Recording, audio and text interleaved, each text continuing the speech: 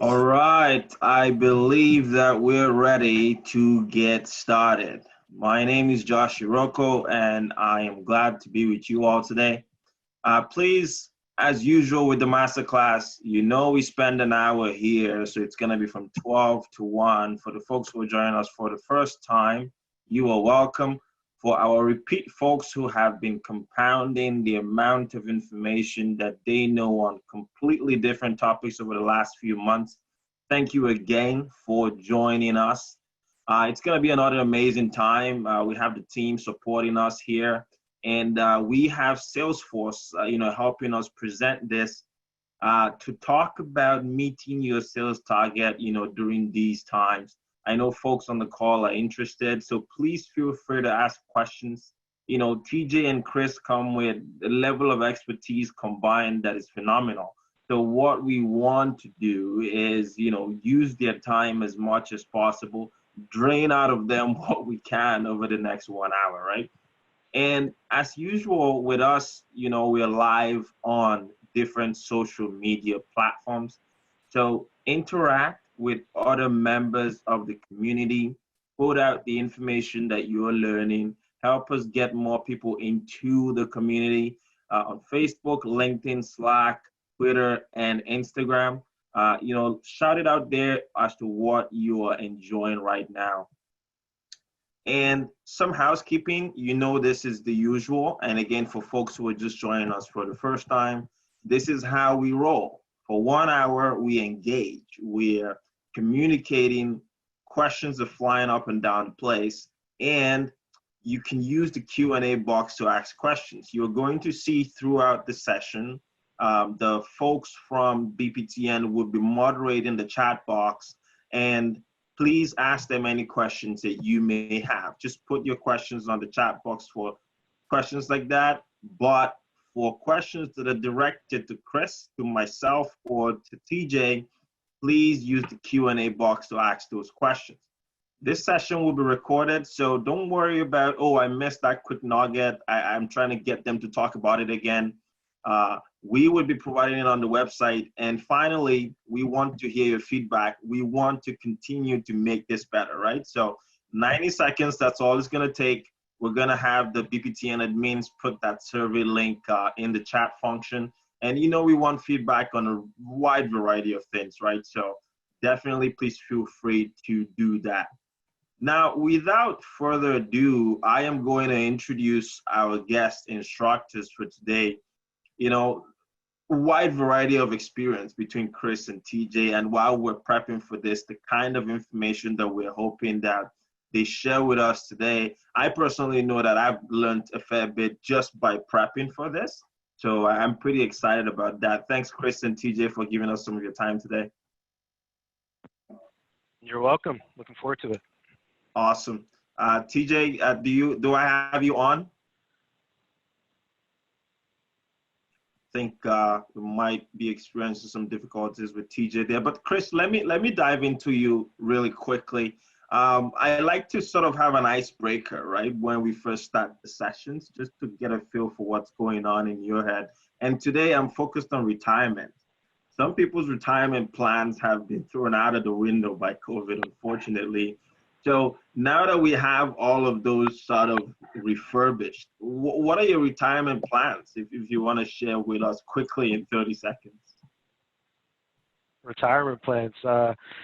I think my wife and I would love to move back home to Barbados at some point, and maybe retire a little bit early formally, but maybe start up a consulting company in the Caribbean. I think a lot of our people there could use some help when it comes to moving to this digital landscape and being more effective and improving experience. So would love to be able to take what I've learned here and apply it back home in the Caribbean. I hear you. And obviously the weather would be fantastic. So that's yeah, that's definitely 50% or more of the reason. Nice. TJ, glad to have you on. I'm just, finishing my icebreaker question with Chris. So what about you? What would be your retirement plans? Has it changed because of COVID, or, it still stays the same? I think we stay the same, actually. I'm planning when I retire to actually do something more meaningful with my life, like start an NGO, where I can go and serve folks who are need some help in other parts of the world. So that's my plan. I hear you. I hear you. So TJ, let's dive right into this. And, with that, Chris, you can also take over the screen share. TJ, can you walk us through what you have done so far, up until getting to AVP of sales? It must have been quite a journey, right? So give us a 1 minute idea of, this is what I studied in school. I didn't think I was going to be doing this, but somehow someone met me on the subway and introduced me to this. So I'm actually going to make you laugh because you have to think about how far back I have to go. First of all, as you can hear, I'm originally from South Africa. So did my elementary schooling there and high school. I came to the U.S., went to Rutgers University, and as I was working at Rutgers School of Business, I actually had the opportunity to engage with some folks from IBM. So when I graduated, I went to work for IBM, started out as a client executive, grew to work for the analytics team and joined the leadership team there. And then for many years, across multiple different lines of business, and then thought about, what am I going to do now as things are changing in the industry, and happened to have several folks on my team that left to come to Salesforce. And so I decided to come to Salesforce about a couple of years ago. That was 2 years ago. Started out as an RVP, and now I'm an AVP as of May 1st. Nice. So it's been quite a journey. That is a journey. Chris, what about yourself? How did you get here? Oh, it's definitely a journey. This is my 6th year with Salesforce. And prior to Salesforce, I spent 5 years at Enterprise Holdings, Enterprise Rent-A-Car, if anyone's ever rented a car before. So a very abnormal background coming into sales and tech. And definitely after this session, if anyone has any questions about best practices of getting into a company like Salesforce when you don't have the right background, I think I'm your man. Nice. Yeah, it's been 6 years I've been selling our marketing technology at Salesforce. Primarily, I've been working in healthcare and life sciences. This year, because of my 2-year-old son at home and childcare, decided to move exclusively into our Canadian organization. So a little bit less travel. For me, obviously, no one's traveling right now anyway because of COVID. But it's been great so far, and I'm loving what I'm doing. That's awesome. So I see you have the deck on. Let's dive right into it. How should we help our customers right now to succeed in these times? Absolutely. Happy to help. So, definitely the first thing I would say is, the collective feeling that we're all going through right now is grief, among a number of other emotions. And we're all experiencing a time that's far from business as usual. So now more than ever, we really need to create deep, meaningful relationships with our clients.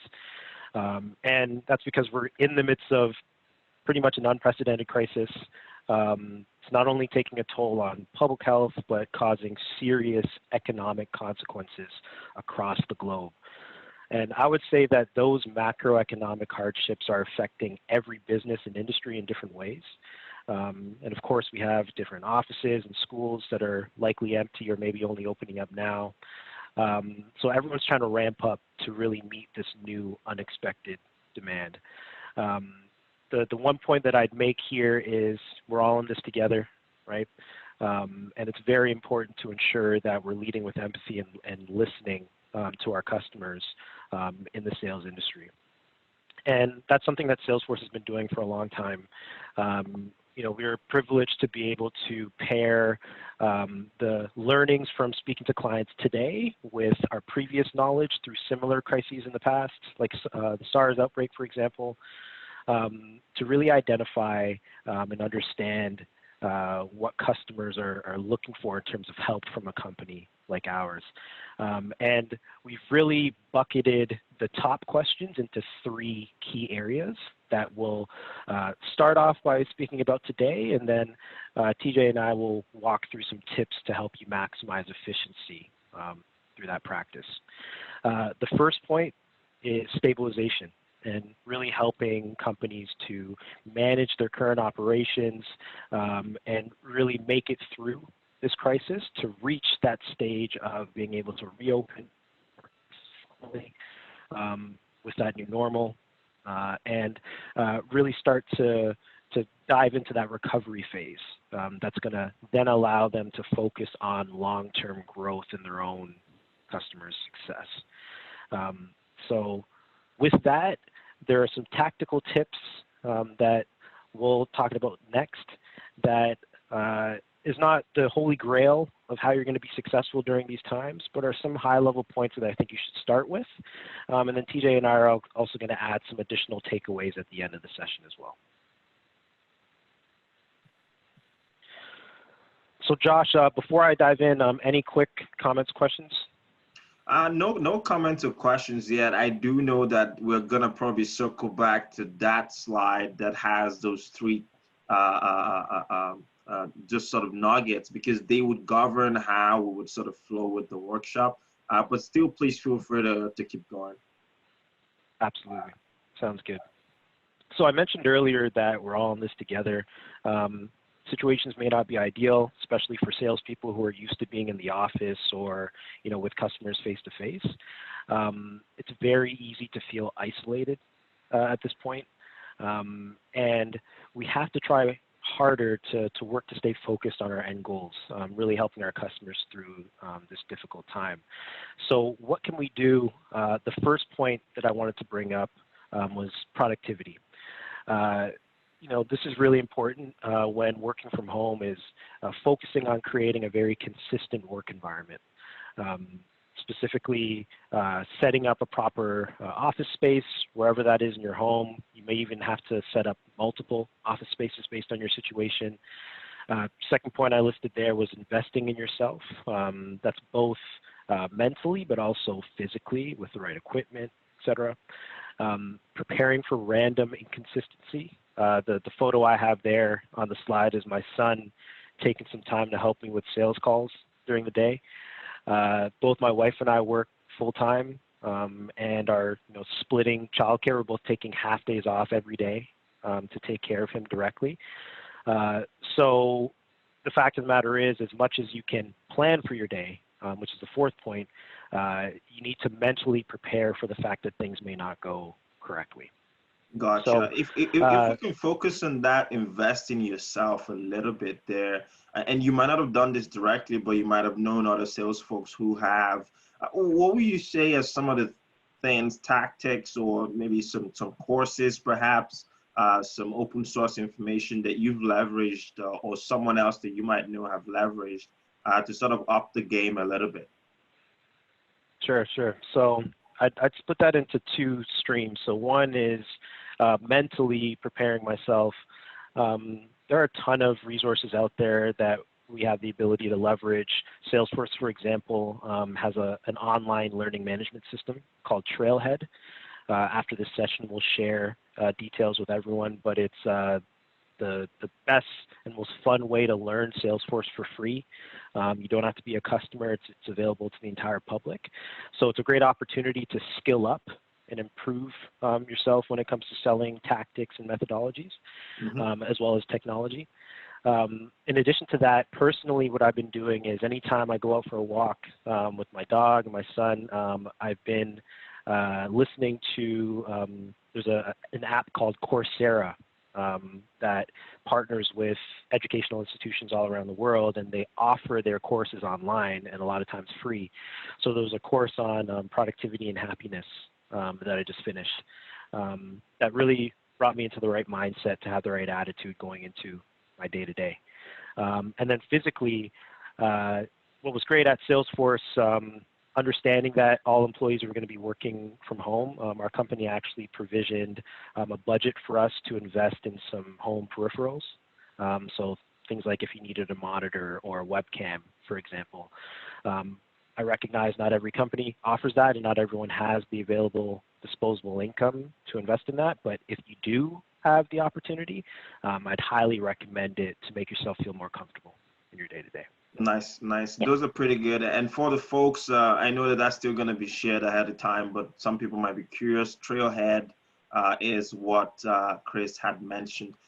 Just going to add another question here pretty quickly, Chris, before we go on. You know, you mentioned talking about transitioning from a non-technical, you know, non-sales background to a, you know, more sales marketing background, if you will. One of the questions that's coming around is folks who have data analysis as some of a bake off of their background. And they've kind of found themselves in the technology sales development and sales analyst kind of role.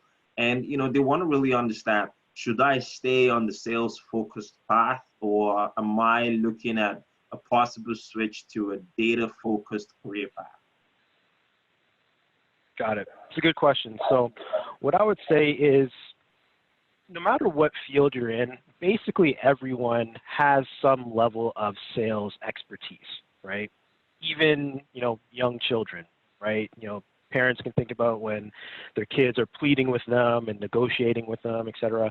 I think everyone has the ability to be successful in sales, but what's important is to make sure that you'll love what you're doing, right? So if you really, you know, have fun when you're able to, you know, learn about, you know, what people are doing or the companies, et cetera, and apply critical thinking. And if you're self-motivated and looking to have really interesting work that's dynamic and ever-changing, then I definitely would say consider a career in sales.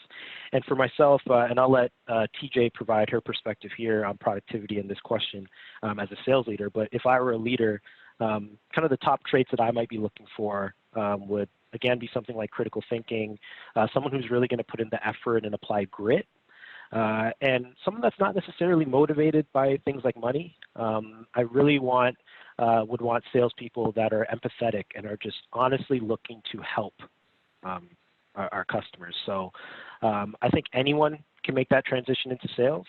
And we actually, even on Trailhead, have an entire career path for anyone interested in sales with a bunch of different modules that you can take. I can't emphasize that enough, actually. It's interesting that when you look at our teams, we actually love that diversity of folks with different backgrounds that may not have started out in sales, that end up in sales, and some of these critical skills that Chris mentioned. Now, obviously, empathy, understanding that it's really not about you, it's about the customer and how successful you can make them. And some of the key skills, as he's mentioned, but one of the ones that's probably most important is active listening. Listening to the customer and really understanding how do you then leverage what you've heard from the customer in terms of coming back and offering solutions that actually address that and position your customer for success, something that's important. I'd like to go back a little bit to the investing in yourself, especially during this time. One of the things that we noticed as leaders was that folks were working many, many longer hours under this pandemic than they used to before. Because number one, people don't have a commute, so things just pile up and pile up and pile up on people's calendars. So one of the things that's really important when we talk about investing in yourself and planning your day is really making sure that you're maintaining that balance. Part of what we were doing at Salesforce is that we have a Be Well series that we've actually made it available to a lot of our customers so that they can come and hear some of the tips in terms of psychologically, how do you manage, because folks are going through so much right now. We're dealing with customers, employees, as well as partners who have personal challenges. And so it's important to make sure that you continue to maintain that focus on productivity, but also making sure that you're investing in yourself psychologically to make sure that you know where the resources are that you need to go to if you need help, and that you have access to the teams that can help you. That's great. That's great, TJ. And I think you just knocked off one of the other questions that came in. So that's pretty good. Chris, we can move on to the next slide. I think people are very amped about understanding what's happening on a tactical level. Sounds good. Now I'll hand off to TJ here to talk about her strategy, leading a team, and how important collaboration and leveraging live data is for that. So one of the things that's really important, obviously, at this time is for teams is collaboration from a number of different perspectives. First of all, just the ability to capture the ideas because things are moving really, really fast. So the ability to be able to capture, from customers in terms of issues or areas where customers need help, the ability to have coalesce all of that information and have it accessible to the extended team. To be able to capture some of the ideas. So we at Salesforce leverage a tool that is called Quip, which is our collaboration platform that, for example, during this crisis, we actually, offered our customers a 90-day free license to actually leverage this. It allows you to be able to collaborate across multiple teams and even with your customers as well, which is something that's really important. So capturing the ideas and capturing the knowledge. And then more importantly, being able to invite some of the other teams, extended teams beyond yourself to come and help you with figuring out what are the right solutions for the customer. And then in turn, being able to leverage that knowledge when you're communicating with your customers. It's a great way to collaborate. So it's an important part of what we do. We leverage other collaboration tools, including our platforms. We have our chatter, for example, with our chatter application at Salesforce that we use as well in order to broadcast, what are some of the areas that have been successful, where we've been successful in delivering solutions for customers. So the whole idea is to really coalesce all of the resources, to really help drive our customers to address their business issues. I don't know, Chris, if you want to add anything else to that. Yeah, this is extremely important. And of course, like at Salesforce, we eat our own dog food and leverage our products. We're also a Google shop. So, we leverage Gmail, we leverage Google Chat, as well as Google's productivity suite. So slides, documents, and sheets. And it's a great way where, for example, when I was working in the office, if I was building a presentation for a customer meeting and collaborating with my teammates, I might do that right in the same room with them, everyone looking at the same screen. If you're not using a collaboration tool, say like Google Slides, and you're working virtually, you'd be reserved to sending those PowerPoint documents back and forth over email. Lots of emails. Yeah, and I'm sure everyone's familiar with that kind of scenario.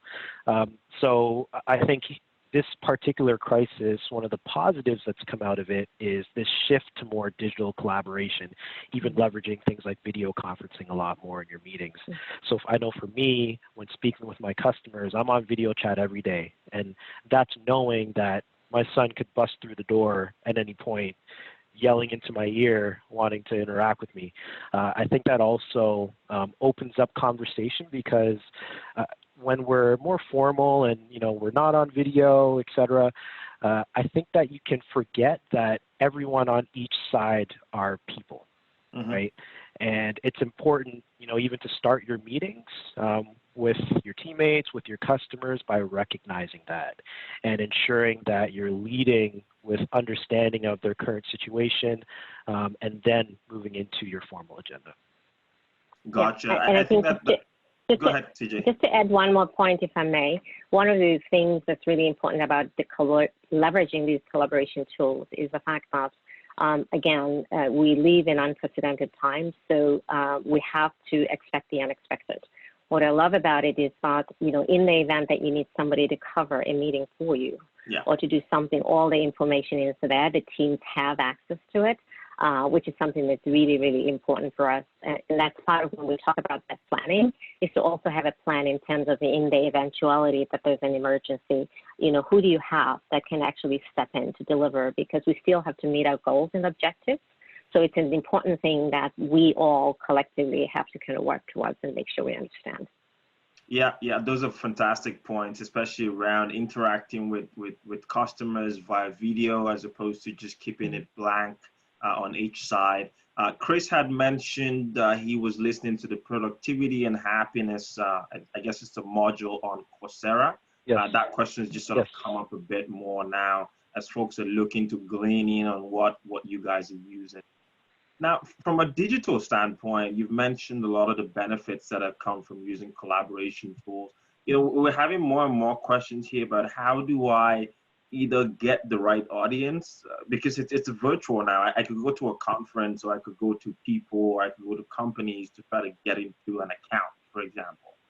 But now with what we are currently experiencing, how do I get into the right audience? How do I get into the right account? How do I sell my plans a bit more effectively, than I currently would have done in a more physical economy? I'll take that one first. I don't know necessarily that it changes, right? Because if you think about it, our roles, especially in sales, I mean, this is all about understanding your customer, understanding the industry imperatives for that customer, right? And educating and investing in yourself in terms of what value can I add to this customer. So all of those things are still the same.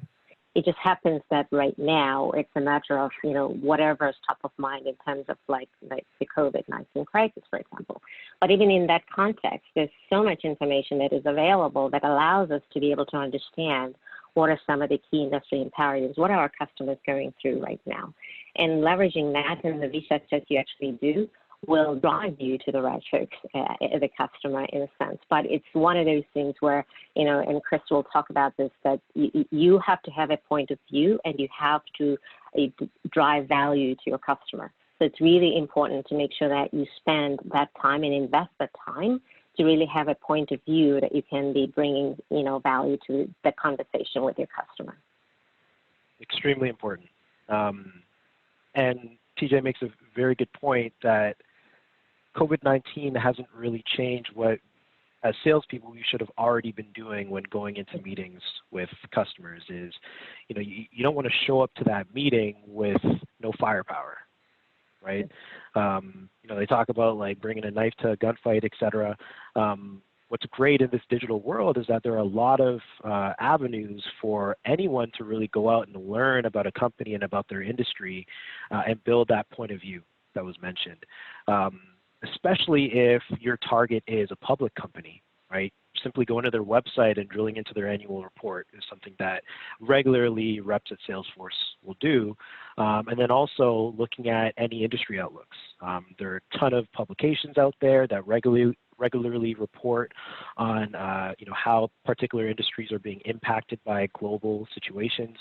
That is only ramped up during the COVID-19 crisis.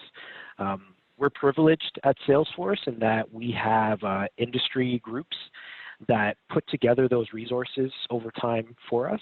So in the very early stages of this crisis, our teams were going out and doing a lot of the research themselves to build that point of view. But now so much information has been gathered that we actually have pre-configured resources with recommended challenges based on what we've heard in the market and resources and value propositions that are deep-rooted in our platform and our products that really provide value to our clients. So it's really something where you need to first lead with empathy, understand how the current public outlook is affecting their businesses, understand how that industry is looking to move out of this crisis, and applying that to what your particular company can add in terms of value proposition. And if I may add one more thing, Chris, here, my apologies. One thing that's also important is really staying current.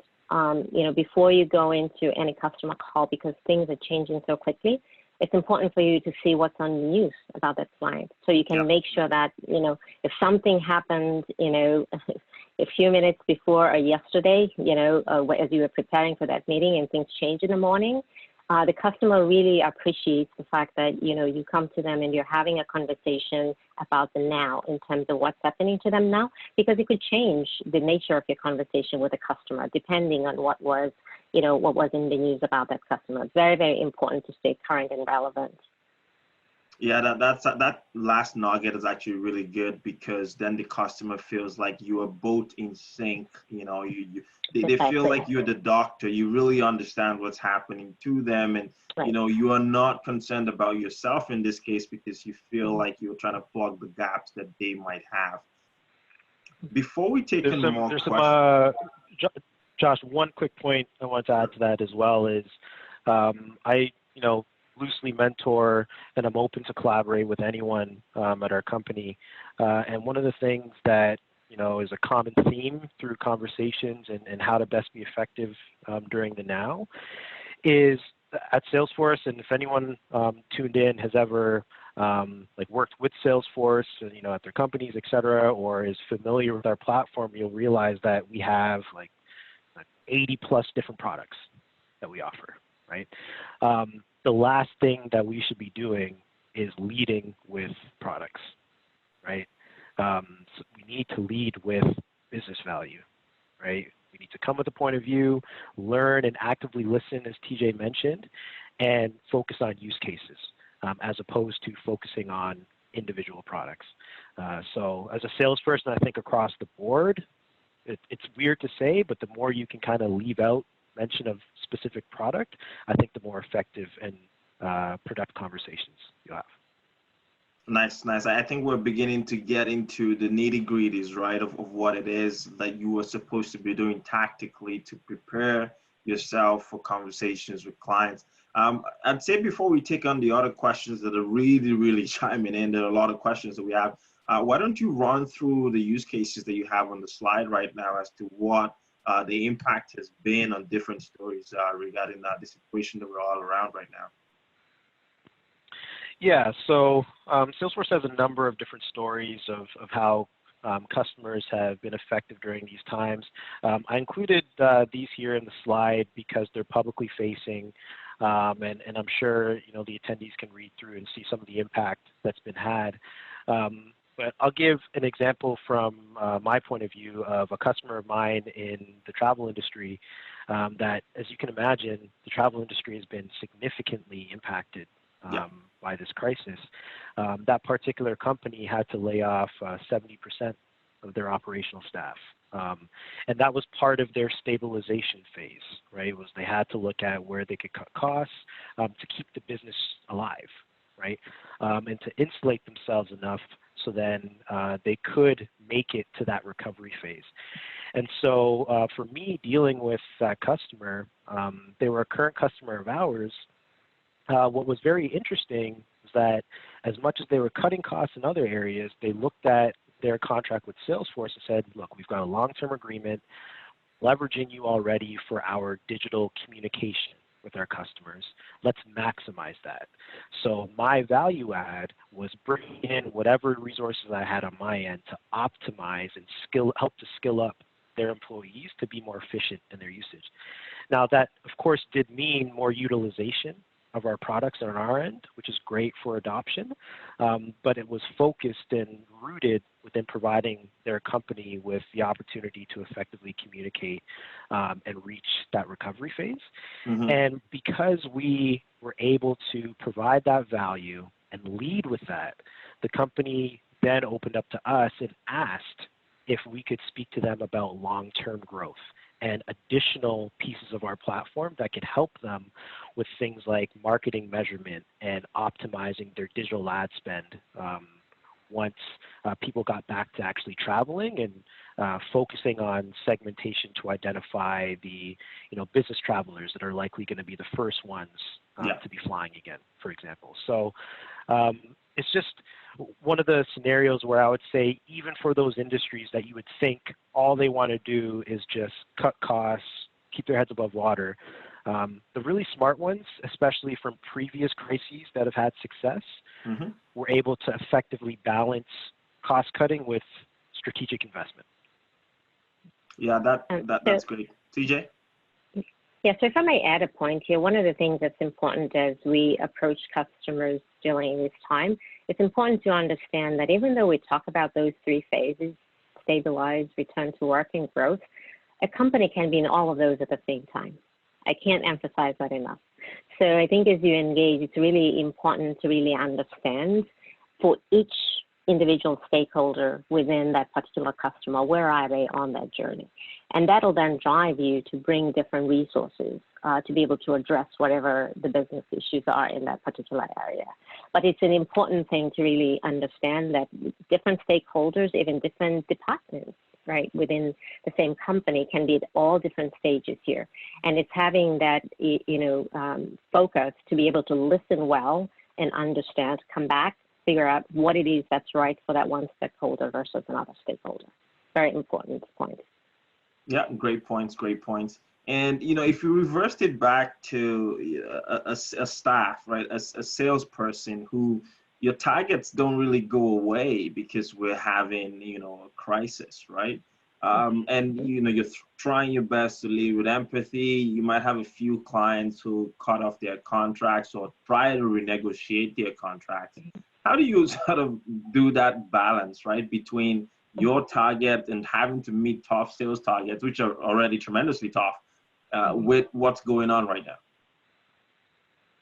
Well, I mean, I can address that. That the reality is that this is a time to build those long-standing relationships with your customer. And we were having this discussion earlier, and you have to lead with your values. Your values have to govern how you engage with a customer. Yes, the targets are there. As a matter of fact, you find that you will build, much better partnerships with customers if you really focus on them and helping them at this time.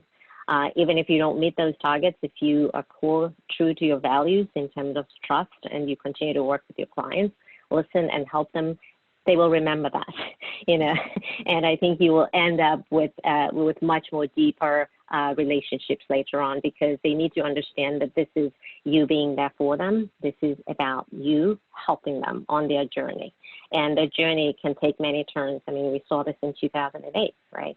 And here we are again. The crisis is very different, but similarly. So this is a tremendous opportunity for a lot of us, especially in sales, to really demonstrate that, what we do for our clients is really about their success, right? And that's an important point. Absolutely. Nice. Help, don't sell. We can't really leverage and use this crisis as an opportunity to gain. Yeah. Building those long-term relationships are extremely important, and really positioning yourself as not just a vendor, but more like a strategic advisor, right? So I mentioned that example with my client in the travel industry, trying to just help them with their current situation, building that relationship so then you can then focus on long-term growth. And there are a lot of different sales trainers, et cetera. One of my favorites is John Barrows, we go through his training internally here at Salesforce, among some others. And one of the things that he says is, like in the absence of revenue for your business and closed opportunities, the answer is pipeline, right? So I can give you a personal example.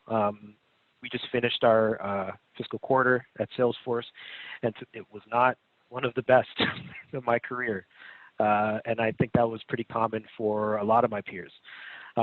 But one of the bright spots of the past quarter was my ability to build pipeline for later in the year, and real pipeline and projects. So we can't fixate on not hitting our targets in the short term. We have to expand our use cases and be effective in our conversations to build those long-term projects. And I promise you, if you focus in those areas, it will come later. Gotcha. Yeah, it's been kind of interesting actually during this crisis that we actually have met stakeholders that we never had access to before, right? Because this is all about we're in this together, we're working together, we're here to help you. So it's really helped in terms of getting to certain parts of the organizations where we never would have even thought. The other thing that also it challenges us as sales folks to really look at how can we innovate our solutions to help address new business, as Chris talks about different use cases, right? We may not have thought that our solution was really designed for X, but now in this crisis, you say, well, why not, right? And then it's something that you look at, the fact that you can actually come up with an innovative solutions that we can actually share with customers. Yeah. And there's just a piggyback on that, TJ, about sort of bringing in new clients or regardless of the period. You have some folks on the call who their targets are not building long-term relationships or closing deals per se. Their targets are more getting in there at the beginning and booking time and booking meetings with potential prospective clients. How would you say their approaches change or not change, with what the current situation is? I don't know that necessarily it's changed so much. As a matter of fact, I think this crisis is an equalizer because everybody is like remote, right? So everybody gets to communicate via email. If you're inside sales, guess what? We're all doing phone calls. We're all inside salespeople now, right? So there's no longer that. So I think the key is being relevant. Again, going back to if you have a message that is relevant to the customer at this time, they will then pay attention. So it's really figuring out what's the thing that is unique about what you have to offer to that customer that will help them address something right now. Mm-hmm. And if you can find out what that is, and that is what you really, work with your customer on, they will be interested in talking to you. So I think it's still the same, except now even more better because, like as I said, we're all inside salespeople. Yeah, we have a great equalizer, as you mentioned. Yep. Yeah, it is. And Josh, I think back to when I was in inside sales. I started at Salesforce as a business development representative, a BDR. And, you're always trying to find that balance of your activity, right? So, I think at the time it was like 20 to 40 prospecting calls a day. And, a lot of times you felt like you didn't have the right balance of strategic outreach, so you'd have like your general talk track, but, for your tier 1 targets, you'd want to build a more personalized point of view. And I think to TJ's point, this current climate gives us the opportunity to build more of those point of views in inside sales, and it's not something you have to do on your own. I work with a number of different BDRs in my role today, and the number one thing I want them to focus on is my top targets. So I've seen some reps where, they give their tier 2, 3, and 4 accounts to their BDRs. And for me, that's not an effective use of time. In reality, BDRs have more time to prospect and typically do it more effectively than account executives. So if there's any account executives on the call today, I challenge you to trust your BDRs to handle your tier 1 targets, but then provide context. Don't just tell them, hey, go call these accounts. Give them some sort of nugget, and that nugget could even be a resource. Like for us, we're hosting a number of different webinars through our Leading Through Change series. Focus on different industries and everything that's being impacted by COVID. Simply drilling into that detail, pulling out some nuggets that's applicable to this particular company, and letting your BDR know that, hey, reach out and invite them to this webinar. That's a great reason for the call, especially if at the time you're not asking for anything specifically in return yet, like a meeting. But that will come because what you'll be offering is of such high value. Yep. Gotcha. Great responses there. We're just going to do rapid fire because we got a lot of questions coming and I think we just have very little time left. What is really the difference between sales and business development? I mean, you have folks that are conflicting both concepts, and I'm sure that you've had to deal with this in your time in the industry. If you can give us a quick nugget on what that difference, the core difference really is, that would be helpful. Sure. So go ahead. Go ahead. No, you go ahead, TJ.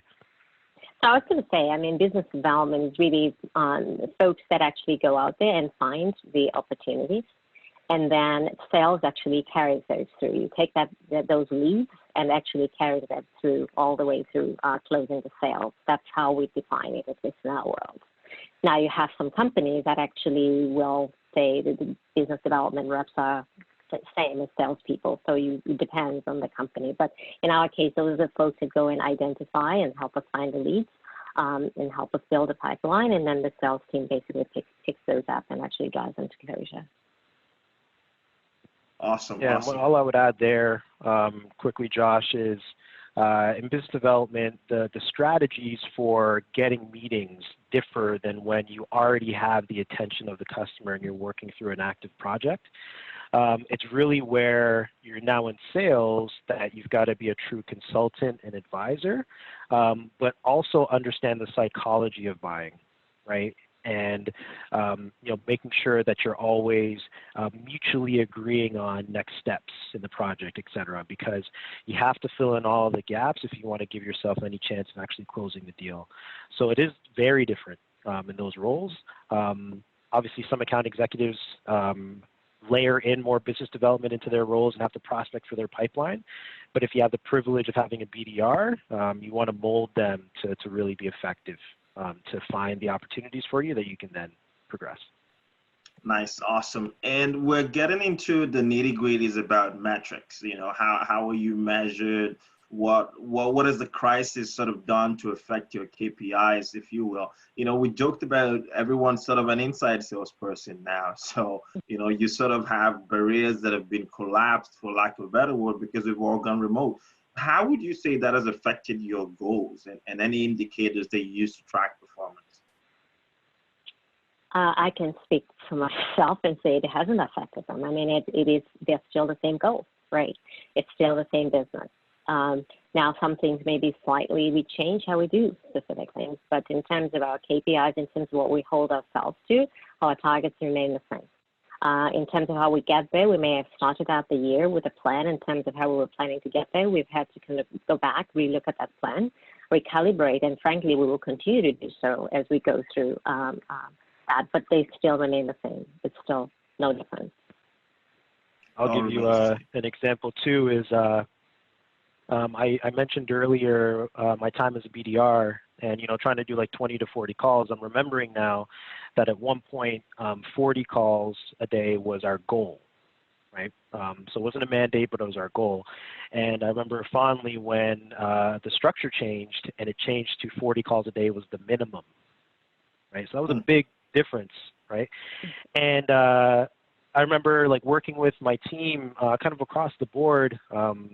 At first, there was a lot of complaining, right? And that was because it was a new challenge. We weren't really sure how we were basically supposed to double our output and remain effective, right? Mm-hmm. Yeah. And, one of my comments to the group at the time was, like we're sitting here complaining. It's not going to help us at all. This is really where we need to apply critical thinking, right?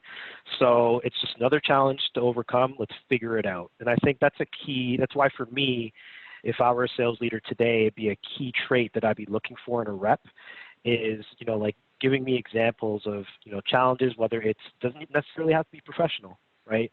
Personal challenges as well, what you did to overcome, right?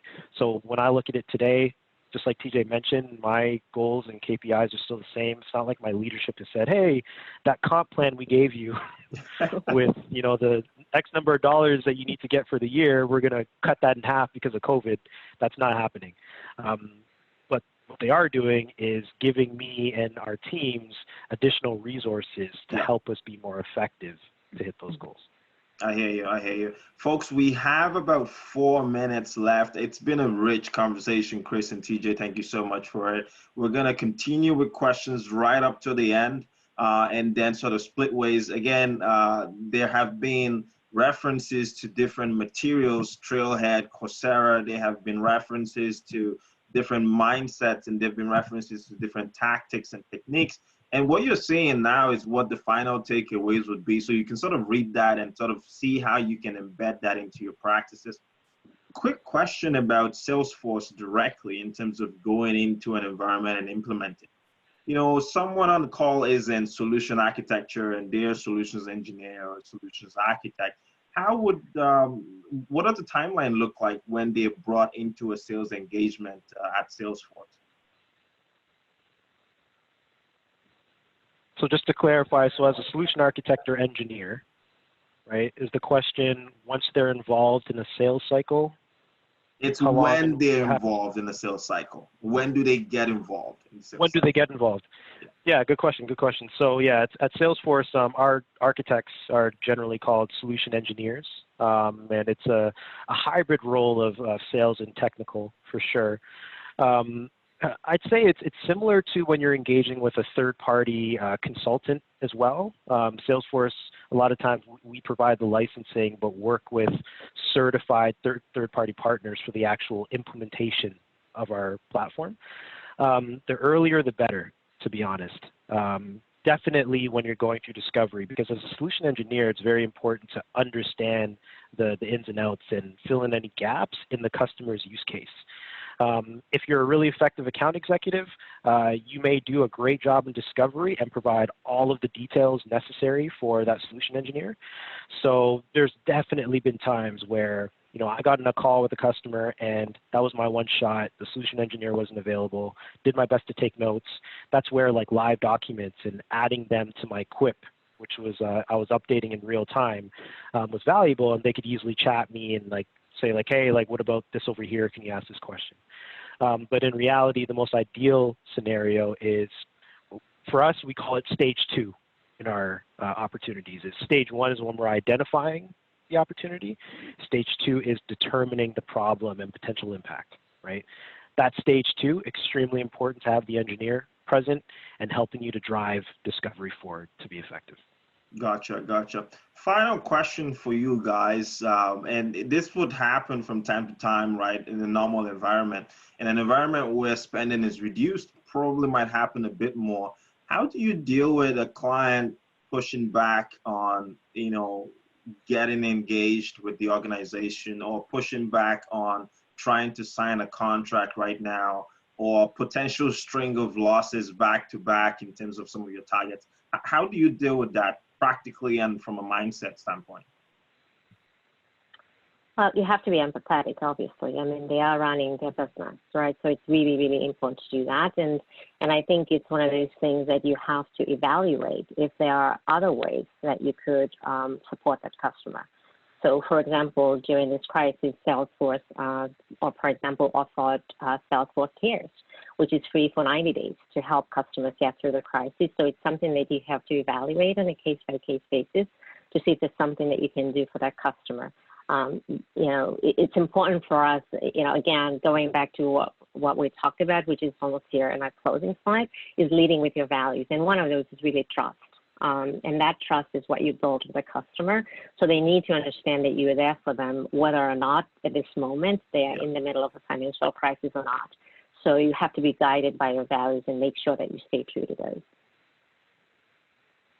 Absolutely. I agree. We talked about customer success and the importance of business value. I think it's even more important now when you're working through your projects to drill into the details, to understand metrics and KPIs and build a strong business case, whether that's focused on what this is going to do to help their business get a gain, or if it's going to directly address any pains they're currently experiencing. So that's something that you can always go back to say, hey, you're thinking about delaying execution of this project, but think about what kind of impact it's going to have on your bottom line.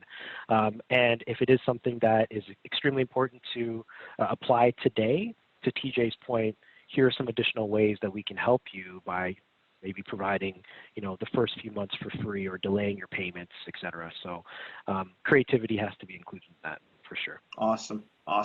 Well, Chris, TJ, thank you guys so much for your time. I think that it's been a fantastic, phenomenal session. Thanks Salesforce for supporting. And for folks on the call, thanks for staying with us. And this is a monthly affair. So next month, we're going to pick up something new and, have a lot of fun talking about it. I want you guys to have a great rest of your day. Thank you so much. Thanks, everyone. Thanks, Josh. Best of luck to everyone. Thank you. Thanks.